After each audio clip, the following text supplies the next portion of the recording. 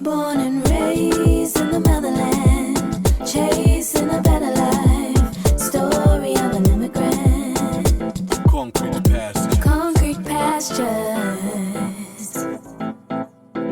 What we are trying to do is just passion. We are trying to tell our stories, and someone does not understand that aspect. So it becomes a huge challenge for a creative that is mostly yeah, taken in such a picture. Yeah, it is always assumed that you can't be a refugee and you make up a project without a big organization behind you.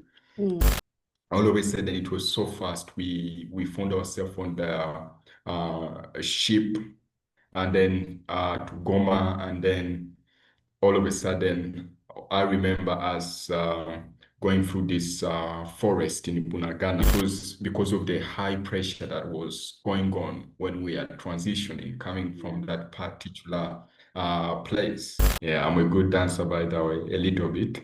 Oh, listen, I Yeah, think it's the culture in Congo. yeah, yeah. I think that everybody Mhm. from Congo Indeed. can move. Yeah. Hi, family. Welcome back to Concrete Pastures. I am Nancy Sisi. For those of you joining us for the first time, like, share this video before you even get to the bottom of this video or the end of this video. Wherever you're watching us from, let us know as well. Interact with the videos. And this is the space that's dedicated to exploring the journeys of immigrants who have moved to countries in search of greener pastures. Here we dive into a rich tapestry of experiences, sharing insightful stories and vulnerable lessons we've learned along the way. Our goal is to truly provide fresh perspectives on immigrant story and journeys, celebrating the resilience, determination it takes to start anew. Believe me, I know it all so well. So whether you're an immigrant, considering to move, or simply curious about immigrant experiences, we invite you to join us on this enlightful journey. Today, we have an amazing guest. So let's deepen our understanding on what it really means to be an immigrant. Don't forget again to subscribe, share, and spread these important stories of our guests.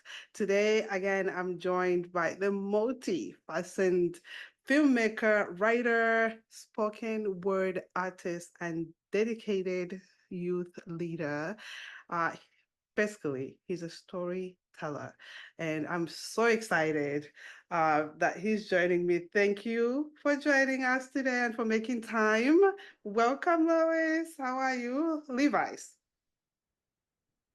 Yep. Thank you so much for having me, and Yay. I'm really glad to be here. Oh, I am so Yeah. excited. This has been long in the making, and thank you so much for being patient. I was trying to make time. There has been so much changes going on my part Wow. personally, so I really needed to have dedicated time to record. But we are here. You're originally from Congo, Yep. and you are now joining me from Uganda.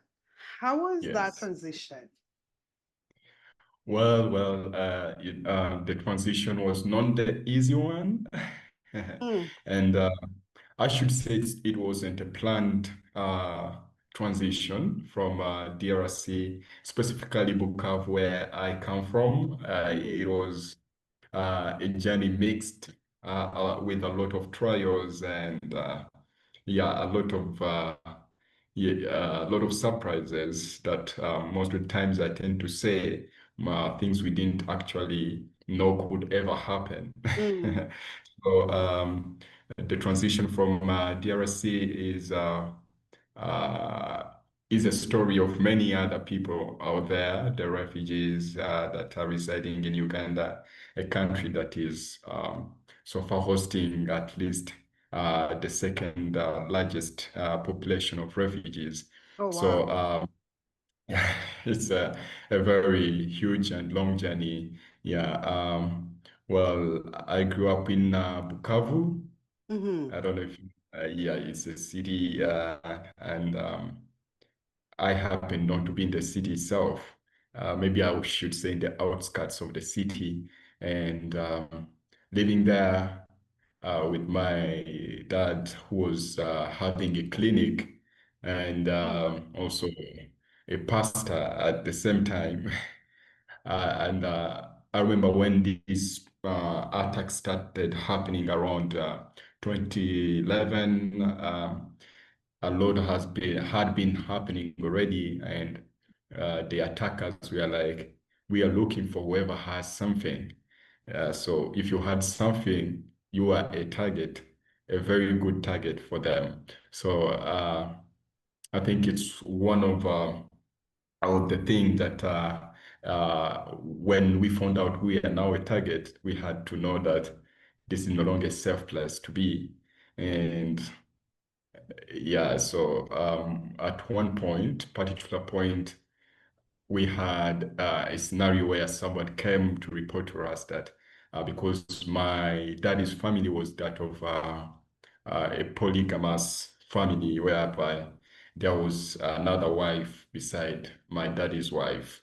So the other family also had a wrangle with this family. So the other one had already directed the attackers that you need to go to these people. So someone had given us a hint.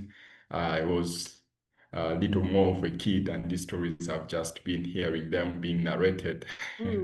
So at that, of course, we had transition uh, overnight. Overnight, yeah, Wow. indeed. I mean, this is why we continue to highlight all of the stories all over the world, because you give us an Mhm. insight as to Yeah, what's going on in Congo, and yeah, just that transition on how it's very difficult on everybody, and how mhm, people are targeted depending on yeah, what you have. So mhm. when did you, I guess as a family, I'm not sure if you decided as a family or you as an individual, when did you leave Congo? Uh, of course, that was 2011. That was 2011, and to be honest, I was a kid at this time. I Yeah. was a minor at this time, and I think I still have some memories about it. It was because of the high pressure that was going on when we are transitioning, coming Yeah. from that particular place. Because that very night where someone had given a hint to my parents that now you are now an attack, you are a target. So all we had to do was now to shift from our home and go and sleep to a friend's home. And then all of a sudden it was so fast. We found ourselves on the ship and then to Goma, and then all of a sudden, I remember us going through this forest in Bunagana border. And I think it's one of the most vivid memories that I have because I don't know what was partaking in that particular time, but I think we found a lot of people who were already injured on the way, others killed on the way. And I remember us going through this forest, and one lady that was with us, who was not part of the family, but I know there were other people that were going through that forest. Um, she fell down, and after falling down, she had no uh, liberty to scream. Yeah, yet she was down and she was already fractured and she had a very big bruise. But we had to carry her on and continue moving through the forest until when we were able to catch up with a bus that could help us get to Uganda.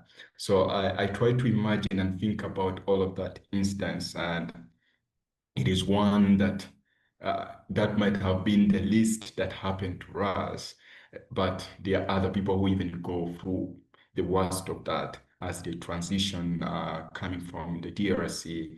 It is really a lot of pressure that happens out there that maybe words themselves cannot craft so clearly. Yeah. So words themselves cannot really define what goes on in that process of leaving your properties, leaving all your belongings, leaving your friends, and going somewhere you really don't know. It's like, Yeah, no, I think what I've come to, thank you for sharing that. What I've come to yeah, realize is a lot of the times when you go through challenging times, it's very hard to yeah, find the language yeah, for it, because mm, all you're doing is feeling, and you like all of these feelings come to you. Because I'm yeah, wondering, in that moment when you see that hurt woman as yeah. a child, what are your thoughts? Like, what are you thinking in those times? I can't really put words to it still, but as a child, you're scared. You're you're scared, and there is that picture that remains with you that you carry Mm, uh, along the way as um, you reach at a certain point of life, and there is that memory of blood that is apart from the woman herself. You still remember the pictures of blood you were seeing on the way, and I think I was one of those kids that were not strong growing up. So I still remember so much at that instance. So if it has been able to live with me that long, I can just assume how much it had on me. Though I can say it's something that I have maybe worked on and I transitioned from, and yeah, it's now like over. It's like now the past. So you're now like don't have the right way to put it out. Yeah. Mm. I see. Mm. So how you moved from Bukavu, Mm. Bukavu, that's the right pronunciation? Yeah, Bukavu. Yeah. Bukavu You to did. Uganda. And Mm. how has that experience shaped your identity as a filmmaker and a storyteller? Because you were in this space, and we want to make sure that we highlight that. Well, I always draw back to that journey. And the biggest part of that journey actually is not while you're going, you're coming out, or you're moving from the country itself, but it's when you're settling in. Um, when you're settling in is when you start seeing the difference, the journey, and the outcomes of it. So we transition. We come now to settle in one of the camps, Mm-hmm. and then you're like, okay, so now we are here. Uh, how are we going to sleep? What are we going to eat? Uh, how are we going to live here? And all you're seeing is a new people, a new people, a new people. Mm-hmm. However much, I should say that I was one of the people that came from the DRC and had an opportunity to stay longer in the camp because my father had someone in the city that they know. So this person was able to direct us and pick us up to the city itself. And I think that is where I knew that now this is a different and a totally different environment. So we are sleeping at a friend's house of my dad for about 8 to 8 years, sleeping in their house. And these are people who are also not doing well. They are all just surviving. We are sleeping on the floor. Uh, something that you will find out that there is a lot of changes along the way. You don't know the language. And one thing that captured me during that time is that now you had to explain a lot about yourself. You had to explain a lot about yourself in case you've been found somewhere. Mm-hmm. I remember one instance that my father was moving, not yet got a a refugee ID, and he's confronted. Yeah, he's confronted on the way, and they're like, okay, who are you? Why, why don't you have an ID and all of this? So now all of that instance builds up to whom I have become, and being in such a community of refugees themselves, seeing how much they struggle to survive and how much they strive to seek belonging. Uh, it gives me that whole responsibility as a person to maybe just like you to document all of this journey, all the stories, Mm, and the most important part of it is I don't want to only show the pain, the grief, the loss. Is that I want to strengthen these people, the fellows that come to live now in this situation, and it is new to them. mm-hmm, Now, I don't want it to be new to them like it was new to me. I want them to have experienced it already through storytelling, filmmaking, all of these arts. And there is a way someone really understands and relates to them. When I talk about my story, someone talks about their story, and you just knew, and we are telling you this is how for us we've been able to adapt, to live. It is now a different scenario that you're now like, okay, if they have done it, that means I can also do it. I can also survive. I can also find means to live.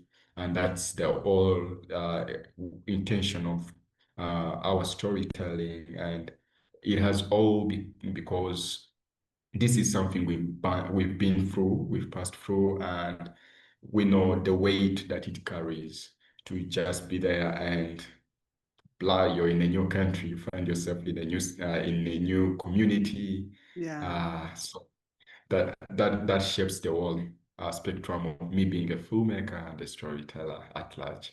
Yeah, yeah. That's so beautiful. And I think this is why also Concrete Pastures, you understand why it exists, because we want to make sure that people experience these stories, and even your Mhm. story, you sharing your story, someone is going to experience it somewhere in the world, Mhm. going Yeah.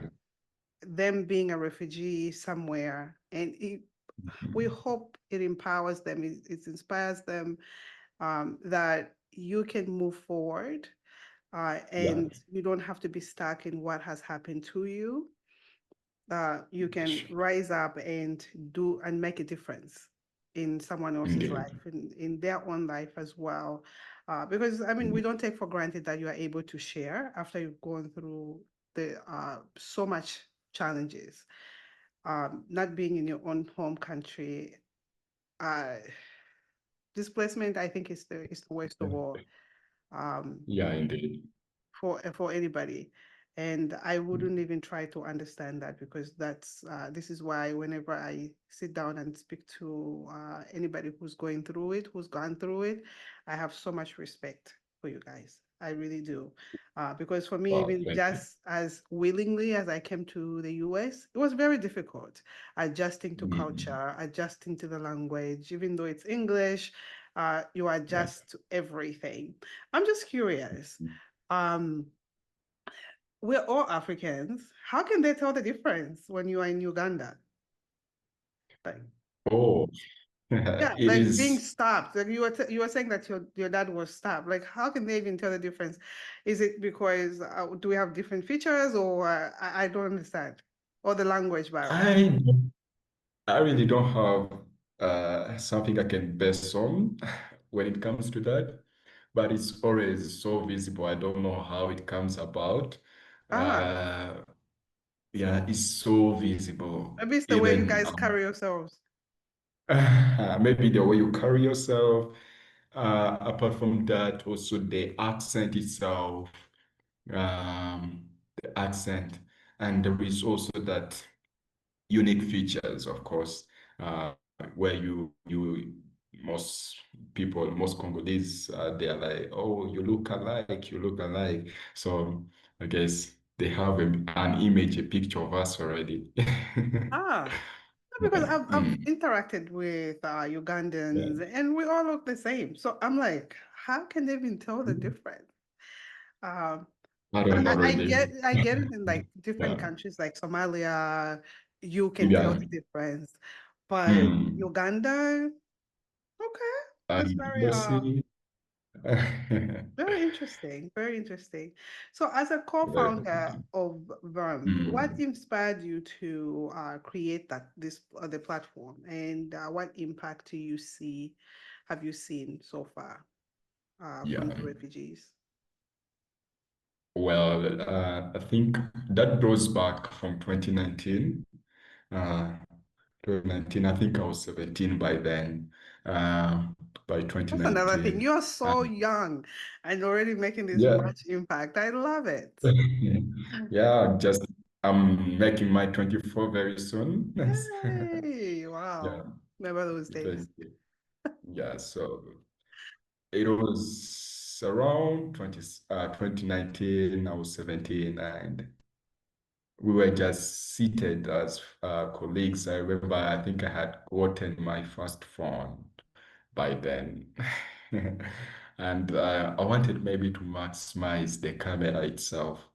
Mm, Yeah, as a particular feature on it. And so I find myself with colleagues and we start watching these little skits on YouTube? yeah, Facebook mostly. Mm, It was more accessible then.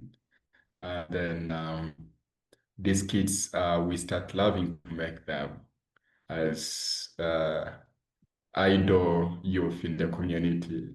And then we start, of course, making some skits. And then I don't know how it subsided, but it just stopped all of a sudden. And then uh, I remember it was in 2020 that we are like, let us form a group, a youth group, whereby we are going to be maybe performing uh, in drama, dance, and music, drama, and dance in particular. So we mm. are ready now to attack all of this journey, and we've already made our clips and people had been showing had already seen these short clips and were like, oh, wow, you guys really acted. So I think that's where the dream started from. And it was by then that we are like, okay, can we think of making a movie or something like that? So we say we don't have any means to do that. We cannot do it. And mostly it's because we had a lot of time when we are just school fees, doing nothing. Just being in the community, roaming around. And we are like, we need to start doing something. I can still count how many times I had been at school by then. I think I had joined my secondary level, and this was a huge expense for our parents. So most often we were out of school. Mm. Yeah, so we used that time to say, okay, now what can we be doing? We now came about uh, coming up with a group, starting the dance. People started calling us. Yeah, I'm a good dancer, by the way, a little bit. Oh, listen, I Yeah, think it's the culture in Congo. yeah, yeah. I think that everybody Mhm. from Congo Indeed. can move. Yeah. Ooh, we know how to twist. Yeah. Yeah. Yeah, so that is the same dance we are dancing, the Rumba dance, and we are like, okay, now we're starting to receive some little recognitions here and there, but there is that particular thing of a clips being in our head of what we had already done before and how much people had appreciated the work. And then we're like, we need to do something that is more of like a movie. So we start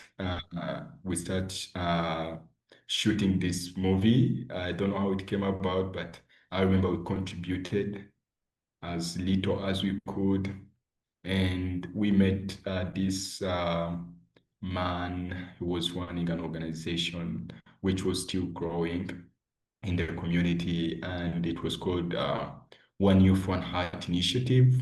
So we got to him, and this man had cameras, and he didn't know what to use them. They were just there. So we are like, sir, can we borrow these cameras? We want to come up with something just a little. And we used to go at his place most of the times to just be there because of the Wi-Fi. We wanted to to use the free Wi-Fi, of course. Yeah, so we could be there, and then we're like, okay, now we need to get uh, to do something. So this is where we approached him, uh, asked of him to assist us with the cameras. Now we had only one person who knew how to operate the cameras. So our brother at least knew something. And so we started shooting the movie, but they had given us a period of 3 days.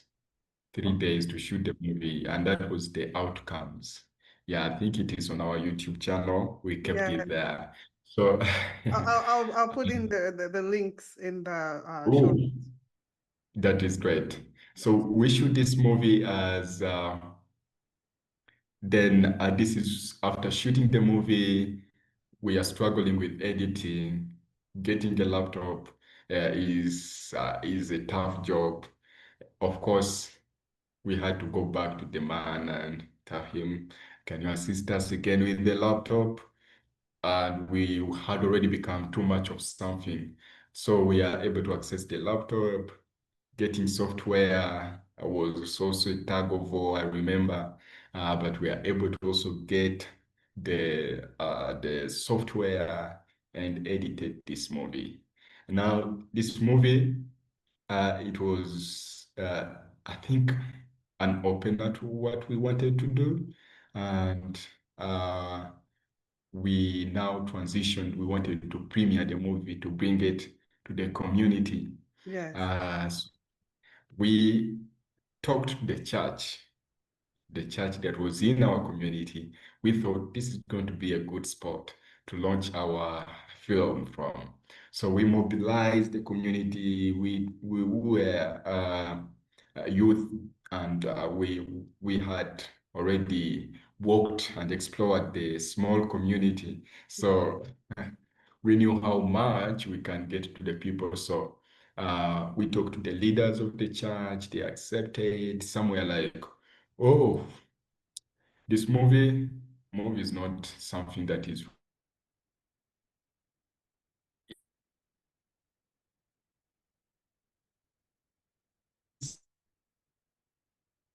creative, it's going to educate people and all of that. So at the end of the day, they allowed us to premiere the movie. And so we premiered the movie, and I acted as a doctor, and people started calling me doctor because of how I acted. So it was sort of a fulfillment, and the movie itself was talking about the youth and early pregnancy, early marriage. It had all of that embedded in the short story itself, and now that it was out, people had appreciated. Others were like, we want to go and watch it at home. We had the host community there, and all of these people were in one room. Different refugees were there, and they were all in one room. And this was a fulfillment. I thought that is now what we wanted to do. We want to do this. We want to have people in one room, celebrate our ability, and see our potential all the way, and see that we can reach outside there to the screens. So now, after making this movie, we want now to start making movies. But this was just accidental movie, I should say. it was not something we had planned of or something we are so intentional about, but now we have to be intentional and maybe take it a little more serious. Uh, but it was now so hard to come up with a project and finish it. And so I started going to other um, filmmaking companies to see if I can get a spot and act. This is where I realized how hard it is to get anyone to allow you to come and be part of a movie in the host community. Mm-hmm. And I thought if it is me failing to get this, because I remember there is somewhere I went to register myself. They are like, okay, where are you from? From DRC and all of that. Oh, you're from DRC. You're going to pay this amount of money so as you can start to act with us. Yes. So I'm like, oh, I don't have that kind of money right now. Mm. And but I'm so talented. Yeah, they're like, oh, wow, you're so talented, but you need to pay this fee. Maybe you can go back and look for it. When you get it, come and join. Yeah, so I couldn't join because of money. And I saw how much it was because there is that long journey for you to get access and to be part of such a project. Yet at our own project that we had set up, it was so easy to just go on and act. So I was like, now I'm going to act, whether we have a platform or we don't have. We are going to be making our own and seeing that we come up with our own stories. And that is where Voice of Refugee Media started from. Yeah. So it wasn't called Voice of Refugee Media by then. It was called Art Cinema Group. So we started from there. And we started continuing with our drama, community drama, and all of that until that was around 2022, 2022, whereby we were able to get into a training, an entrepreneurship training for refugees. And that is where now Voice of Refugee Media was able to grow up from. Well, Voice of Refugee Media has been able to make other movies like Ntumba, the Refugee Despite Him. We've been able to train the youth in now digital media, storytelling, and multimedia at large. So we are seeing a lot of impact that now there is a platform for the youth. They don't need to struggle. They don't need to move and knock on each and every door for their talent to be welcomed.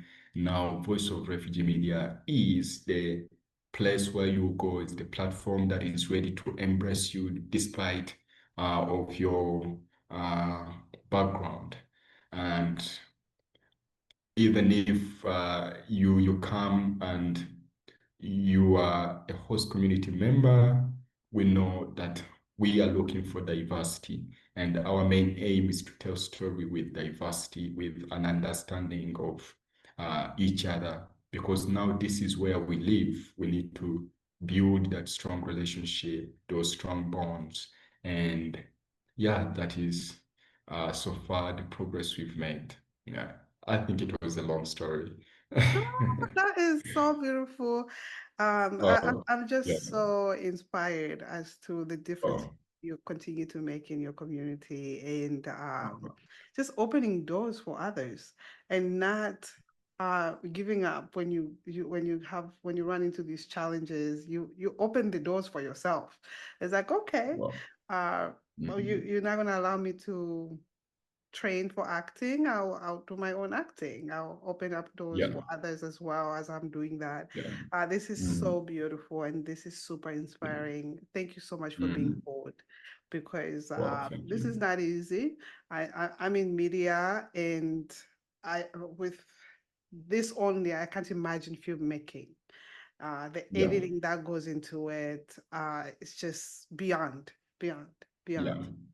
we Um, did. but Mm. congratulations, Oh, really thank on you. on the movies and just the success of that, and making a Yeah, difference in the community is really, really great. Did you have any yeah, mentors during the time that you were prepping and going through mm, life of media? yeah, yeah. So I had two things by then. I had friends, Mm-hmm. I had friends, and I had, yeah, mentors. I had not understood the word at first by then, but I know I had mentors in that long run. After the 2019 incidents, of course, I was now more able to relate with the man of the organization, and I was now given uh, a position to handle the youth. It wasn't official though, but of course we had to. I started to handle the youth in the organization, and that is where I learned one or two things about organization. He taught me a lot, and yeah, he taught me a lot, and then after that, I was able to get in touch with, yeah, I think now that was my first mentor until now. He has also an organization, Youth Work Foundation, so I was able to also meet him during the second movie that we are doing, um, directing us, guiding us on how best we can do it. And then we we have now been with him for a while now, and he has been the supporting hand in terms of helping us navigate through the whole system because it can be so overwhelming. Yeah, Mm-hmm. yeah, it can really be so overwhelming. And apart from that, I had my friends, especially the one I co-found with, Joel Muganguzi. So we met during that first movie, of course. Yeah, so whatever journey I've gone through, I'm sure he has gone through it. So I wasn't only telling my own story, I was telling his story too. Because since then, I think you'll get a chance to meet him. Since then, we started moving together because movie had made a strong bond between the two of us, and we are so passionate about it. Until now, we are working together. We are trying to see that the thing work, that we achieve it, what we've always wanted to see alive. Yeah. Mm. Beautiful, beautiful. Yeah. Um, so what are some of the challenges, like the biggest challenges you faced as a refugee? And creative you are a creative. You've shared some Mm. of the challenges. What are some that, you feel were the biggest challenges so far? Well, the challenges were a little bit more of the industry Mm, that we wanted to enter in. It is a huge industry, and we are young people, yes. very young people. Uh, Now, the second movie, it was also a contribution from the youth. Because by then we had grown to a number of around 75 youth in the group Wow. and a number of 75 members in the group. In where I think we're about 5, 7, and now we had all of this huge number of youth coming in, wanting to navigate the talents they have and show them out there. So we wanted to be part of the industry, no education, no skills. Uh, it has been really hard on that part of skills. And you find that now, since you are in the refugee community, there is one or two people, three people who have the skill. So the rest, it is hard for them to, in terms of maybe the technical team that is going to handle the filming. So at the end of the day, is that we need to uh, offer out the skills to others and equip them in the area and the industry itself. So the second movie, we are able to collaborate with a Ugandan filmmaking campaign, of course, and we were together on the journey, and it was hard. We had to learn hard lessons. Yeah, because most of the equipment's on a rental basis. We are uh, we are not so aware of phones and all of that.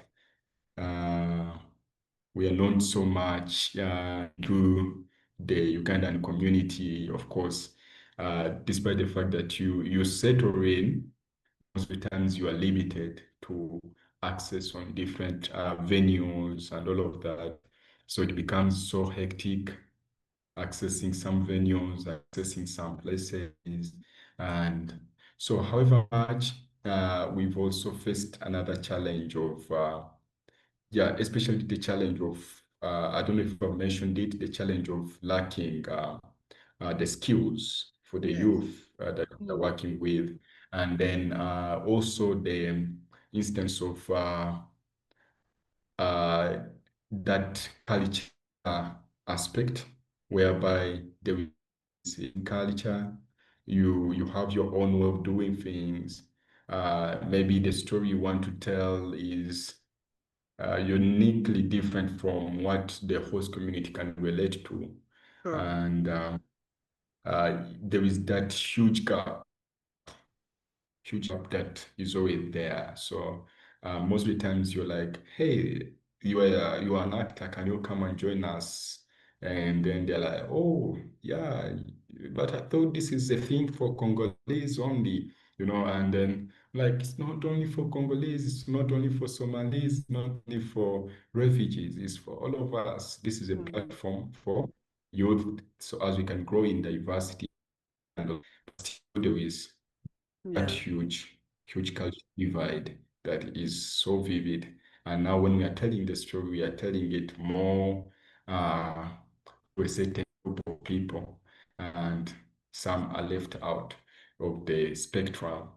So another challenge maybe is that we have really faced is, yeah, of course, finance, funding, and all of that. But those are things that you find that in the refugee community, uh, you have little access to funding, and then growing up. Yeah.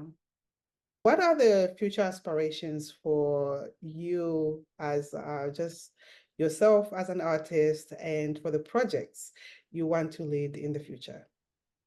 Well, mostly in the movie industry, I am more of a writer, a script writer, and it's something I do love doing a lot. And I usually want to say I'm a storyteller in many forms. Yes. Yeah, I am a script writer, I'm a poet, spoken word artist. I am uh, a writer, and I've been now exploring a lot of short story writing lately. I want to grow as a creative in that lane of writing and getting published. That is how much I want to grow. And I want also to be able to tell visual stories out there that have a strong base, that are also so flexible that for those who are readers, they can read, and those who are watchers, they can watch. And that is the whole instance behind. We want to start from writing the short story or a story itself, get it into visual, and let it be a film. So as we can favor all those people that maybe are more literal, those who are more watchers, and we favor all of them. Yeah, so that is how much for me personally I want to grow. And I want to, I won't speak much about how much I want to grow, but I think as much as I want to grow with the VORM community. And I don't see myself making it without the VORM community. Yeah. So the VORM community is actually having now a number of about 150 youth plus as members as I'm Wow. speaking currently. So it's a huge number of youth, and they are talented in many ways.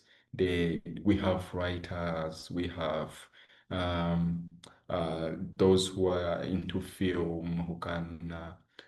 We have those who have digital aspirations, those who are in tech, and we want to see that we support all of them and we grow together. At least we think ourselves we want to be the platform whereby youth are going to get all of these skills from, because we found out we are not going to tell storytelling to a better in a better way than first educating our own community about the importance of them telling their own story, the importance of them learning these skills, because these are more than any other skill that you can attain. For instance, we try to assume that if a youth is digitally equipped, you have the ability to film, even if it's content creation, you have the ability to advocate, you have the ability to own something wherever you are, because this is power in your hands that you've got, and now you can reach out to the global community. You can reach out to many people through these very various skills. So we want to see that the youth are able to be equipped in this in storytelling, multimedia, and digital skills. Uh, we want to see that we have a platform whereby whatever they have produced as youth, it is able to reach a global community. Uh, so as it can no longer be a struggle for them after making something, after them developing their talents, we should be able to assist them to have where to take whatever they have produced and sustain themselves. So all of that falls into the category of monetizing their talents and making them be heard, be impactful. We want to tell stories also to the global community um, that are going to be stories that are going to shape the image of who a refugee is. And these stories we want to be more intentional. In the next 2 to 3 years, we want to be so intentional about telling stories that will really show the image of what is happening in the refugee community. Currently, we are working on a short story writing project.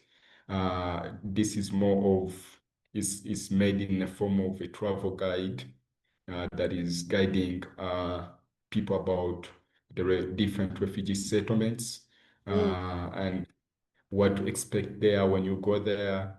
And we want to see that this develops into a documentary, and we want to do more like this, that people can easily relate to what is going on really in the refugee community. And we want to come up with an instance channel or television that reports all the aspects immediate and all the things that are happening in the refugee community. We want to see that we are able to capture and report, because there has been a lot of underreporting of what is really happening in the refugee community. And most of the times when it is reported, it is just reported in terms of statistics, but no meaning to it, no emotions to it, but want to be able to do it in such a way that people are able to relate with what is really going on ground. And we want to be able to bring more attention to developing the community itself. Yeah. Wow. Mm. That is really impressive. Oh, thank you. Yeah, very, very impressive. And I Oh, can't wait to see everything come oh, to flourishing. And I'll be front mm, row seat to make sure well, that that is I'm watching all of this. This is amazing, and I don't oh, doubt that yeah, you do it. Um, yeah, so, what thank you. advice do you have for the young filmmakers or artists who are, inspired by your journey and want to make a difference uh, through their work, just like you? Well, I will share an advice that, of course, my mentor gave to me as early as I started. The advice has always been to say that your story really matters, your potential has a place that it falls, and you just need to start from where you are. Mm, Uh, yeah, you just need to see and identify all of those resources that you feel like you can access and use them to your utmost.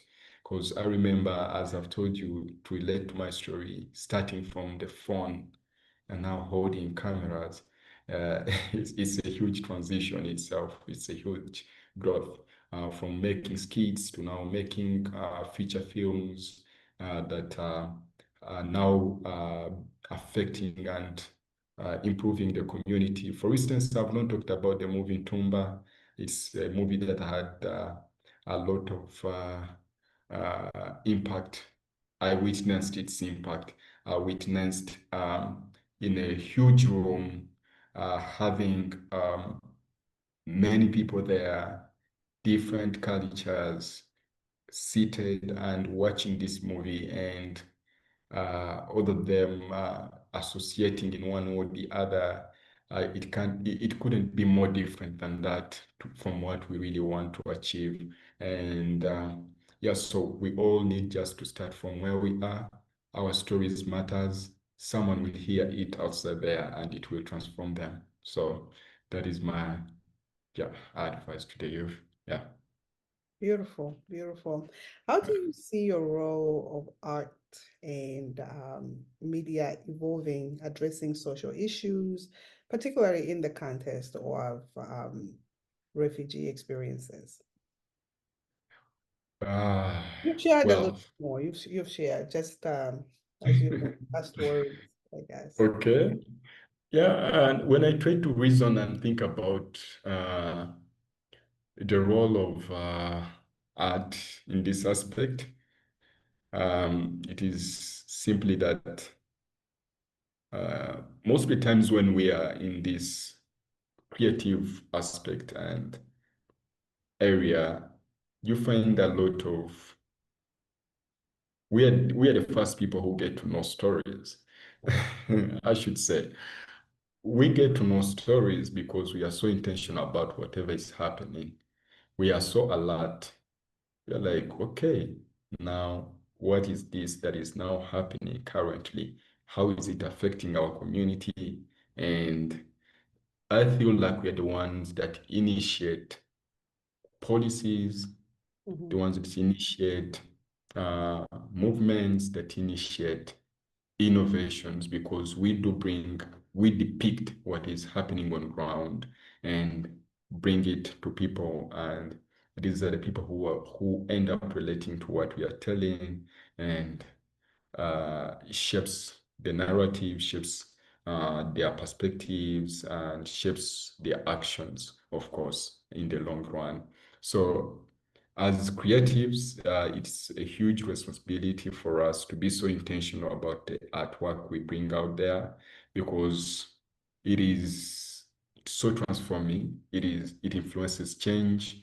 Even if it's on its lowest, uh, uh, as someone can put it across, that it might be not to quality and all of that, but it has a huge impact to the people. Yeah. So, in short, Beautiful. Um, mm, how can we support you? How can our community, our listeners support you? And where can we find you? well, supporting us, it is simply through, first of all, sharing with us and helping us acquire these skills in terms of reaching out and helping us access these skill sets, especially that we now have a huge growing number of youth. Sometimes we are not even able to capacitate all of them as much as we want to do. Now we are so much leaving out others behind. So if we have an opportunity of how we can access maybe equipments and also to be able to have the capacity to educate and capacitate more youth, it can be of a great opportunity to us. Yeah. More so if we can get more stories out there, it is something we like to wish for, and it would also help us push our vision forward of telling the refugee stories and also being able to make people understand the community itself and to grow these talents and give them an opportunity to have a platform outside there besides them being refugees. And well, you can simply find us. We are on most of the social medias as Voice of Refugee Media. And yes, and our website is more better. Yeah, And the website is the same, Voice of Refugee Media. Voice of Refugee Media. Yeah. All right. So I'll have everything in the show notes. So it make it easy for anybody listening, Yeah. watching us. You can just click away and please support. I Wow. want to really applaud you for the work that you've done. You're so young Wow. and age does not make a difference for you, Yeah. and you've Mm. already made so much of a Wow. difference in a lot of people's lives. Please Wow. continue to inspire us. I look Yeah. forward to all your future endeavors, and Wow. thank you for really inspiring us and for making time. This has been an honor to have you on the show. Thank you so much for giving us a platform that we can be more grateful than we are now. I'm so happy that we've been able to share with the global community now that we're aspiring for last 3-4 years. So now it is really a great opportunity for us to have a platform where we can share about our own stories. We really appreciate, yeah, we Well, really appreciate. thank you so much. Thank you. Thank you.